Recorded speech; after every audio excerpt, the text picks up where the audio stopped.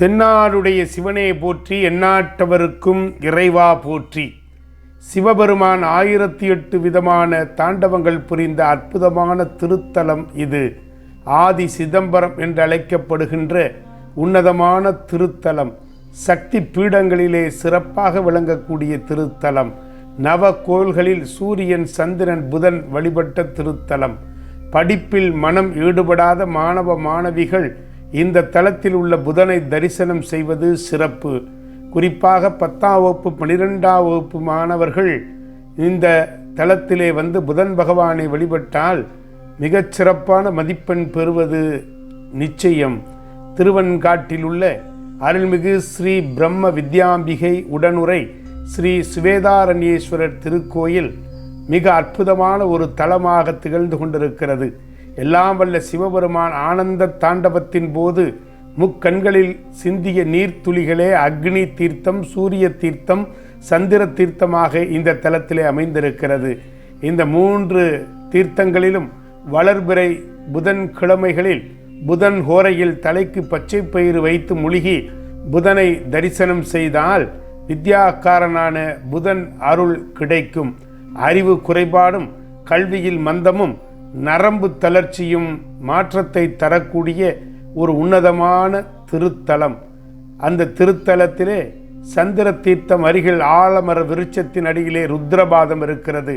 சிவபெருமானின் திருவடிகள் இவை. காசியிலே இருப்பது விஷ்ணுகயா. இங்கு சென்று வழிபட்டால் 7 தலைமுறைகளின் பூர்வ ஜென்ம பாவங்கள் நீங்கும் என்பது ஐதீகம். ஆனால் திருவெண்காட்டிலே இருக்கக்கூடிய ருத்ரகயாவை வழிபட்டால் காசியை விட 3 மடங்கு 21 தலைமுறைகளில் பிதுர் சாபங்கள் நீங்கி சகல செல்வாக்கையும் பெறக்கூடிய உன்னதமான திருத்தலம். முன்னோர்களுக்கு திதி தர்ப்பணம் செய்தால் மிகச்சிறந்த பெருமையை அடைய முடியும். பூர்வ ஜென்ம பாவங்கள் யாவும் நீங்கும். நரம்பு சம்பந்தமான அனைத்து நோய்களும் தீர்க்கக்கூடிய உன்னதமான திருத்தலத்திலே தினந்தோறும் ஸ்படிகலிங்கத்திற்கு 4 அபிஷேகங்களும், நடராஜ பெருமானுக்கு ஆண்டுக்கு 6 அபிஷேகங்களும் சிறப்பாக நடைபெறுகிறது. அது மாத்திரமா, திருவெண்காடு முக்குளத்திலே சுவேதாரண்யேஸ்வரர் பெருமாளை வழிபட்டால் குழந்தை பிறப்பு தள்ளி போகிறவர்களுக்கு குழந்தை வரம் கிடைக்கும் என்பது ஞானசம்பந்தருடைய அற்புதமான அமுத வாக்கு. திருஞான சம்பந்தர் இந்த தலத்திற்கு தரிசனம் செய்வதற்காக வந்த பொழுது ஊரெல்லாம் சிவலோகமாகவும் மணலெல்லாம் சிவலிங்கமாகவும் தெரிந்ததாம்.